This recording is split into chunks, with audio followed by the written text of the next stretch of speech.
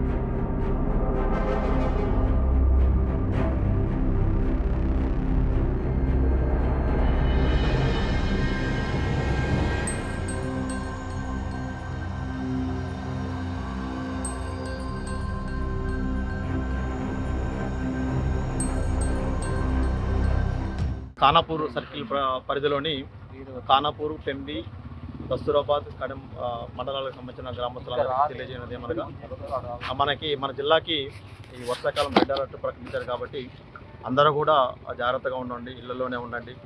ఇక్కడ ఖానాపూర్ అండ్ తర్లపాడు మధ్యలో రెంకోన వాగు ఉధృతంగా ప్రవహిస్తుంది.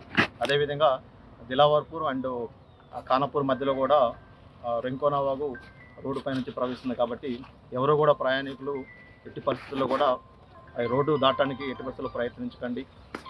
అట్ ద సేమ్ టైం ఇంకోటి ఏంటంటే ఈ వర్షాకాలంలో అన్ని జాగ్రత్తలు కూడా పాటించండి.